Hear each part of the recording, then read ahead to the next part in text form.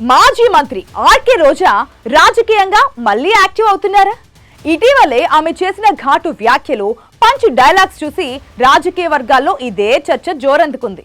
ఇన్నాళ్ళు సైలెంట్ గా ఉన్న ఆమె ఒక్కసారిగా గళం విప్పడం వెనుక ఏదైనా ప్రత్యేక కారణం ఉందా అన్న అనుమానాలు వ్యక్తమవుతున్నాయి. రాజకీయ భిక్ష పెట్టింది తెలుగుదేశమే అయినా ప్రస్తుతం ఆ పార్టీపై ఆవేశంతో ఊగిపోతూ ఉంటారు రోజా. సహజంగా ఎందరో పార్టీలు మారుతూ ఉంటారు, బట్ ఎక్కడా పాత పార్టీలపై పెద్దగా విమర్శలు చేయరు. కానీ రోజా మాత్రం తనకు గుర్తింపు తెచ్చిన పార్టీని చెడుగుడు ఆడేసుకుంటారు, చెలరేగిపోతూ ఉంటారు. తగ్గినట్లే తగ్గి మళ్లీ స్వరం పెంచడానికి కారణాలేంటి? ఫైర్ బ్రాండ్ స్ట్రాటజీ ఏంటి?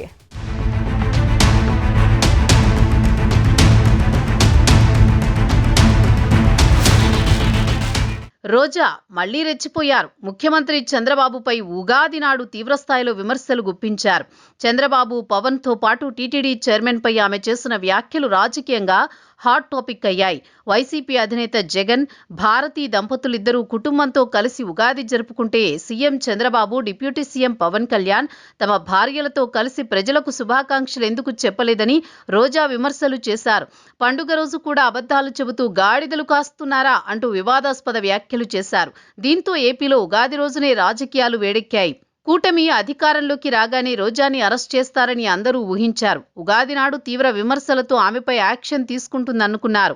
కానీ రోజాపై ఎలాంటి రియాక్షన్ లేదు. ఎక్కడెక్కడి నుంచో భక్తులొచ్చి తిరుమలలో ఉగాది వేడుకలు జరుపుకుంటుంటే టీటీడీ చైర్మన్ మాత్రం తిరుమలలో ఉగాది వేడుకలు ఎందుకు నిర్వహించలేదని రోజా నిలదీశారు. ఇదే వీళ్ల సనాతన ధర్మమన్నారు. తెలుగు పండుగలపై వీళ్లకసలు విశ్వాసం ఉందా అని ప్రశ్నించారు. ఉగాది నాడు రోజా కామెంట్స్ పై పెద్ద చర్చే జరిగింది. సీఎం, డిప్యూటీ సీఎంని నేరుగా టార్గెట్ చేస్తూ మాట్లాడడం రాజకీయ వర్గాల్లో ఆసక్తి రేపుతోంది. ఇది కేవలం రాజకీయ ప్రతిస్పందన లేక పక్కా ప్రణాళికతో చేస్తున్న రీ ఎంట్రీనా అన్నది హాట్ టాపిక్ గా మారింది.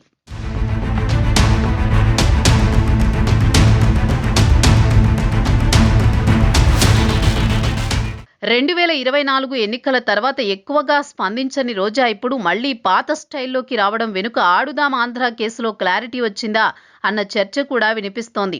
ఆ కేసులో తనపై చర్యలు ఉండవని ఆమెకు భరోసా లభించిందా అన్నది కీలక ప్రశ్నగా మారింది. ప్రభుత్వం లోపల నుంచే ఎవరో ఆమెకు గ్రీన్ సిగ్నల్ ఇచ్చారన్న ప్రచారం కూడా వినిపిస్తోంది. కూటమి అధికారంలోకి వచ్చిన తర్వాత పలువురు వైసీపీ నేతలు కేసుల్లో చిక్కుకుని అరెస్ట్ అయ్యారు. దీంతో రోజాకు కూడా అనుభవం తప్పదని కూటమి నాయకులు అంచనా వేశారు. ముఖ్యంగా చిత్తూరు, నగరి ప్రాంతాల్లో అయితే నెక్స్ట్ టార్గెట్ రోజానే అన్న ప్రచారం బలంగా సాగింది. కానీ ఇప్పటిదాకా అలాంటి పరిణామాలు కనిపించకపోవడం కొందరిలో కొత్త సందేహాలు రేకెత్తిస్తోంది. ఆడుదాం ఆంధ్ర కేసు నిజంగా బలమైనదేనా లేక రాజకీయ ప్రచారానికే పరిమితమైందా అన్న సందేహాలు తెలుగు తమ్ముళ్లలోనే వ్యక్తమవుతున్నాయట. కేసు ఉంటే చర్యలెందుకు లేవన్న చర్చ నడుస్తోంది. ఆ కేసులో బలం లేదా అన్న అనుమానాలు, చర్చలు రాజకీయ వర్గాల్లో జరుగుతున్నాయి.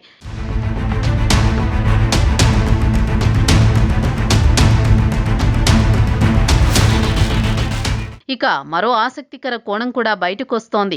రోజా మంత్రిగా ఉన్న సమయంలో కీలకంగా పనిచేసిన ఓ ఉన్నతాధికారి ప్రస్తుతం సీఎంఓలో ఉన్నారని, విచారణపై అది ప్రభావం చూపుతోందన్న టాక్ వినిపిస్తోంది. ఆ కారణంగానే రోజాకు ధైర్యం వచ్చిందని కొందరు విశ్లేషిస్తున్నారు. అయితే టీడీపీలోని కొందరు సీనియర్ నేతలు మాత్రం వేరే కోణంలో చూస్తున్నారు. రోజా ఎంత ఎక్కువగా ఘాటు వ్యాఖ్యలు చేస్తే అది ప్రత్యర్థి పార్టీకే నష్టమని, గతంలో కూడా అలానే జరిగిందని వారు చెబుతున్నారు.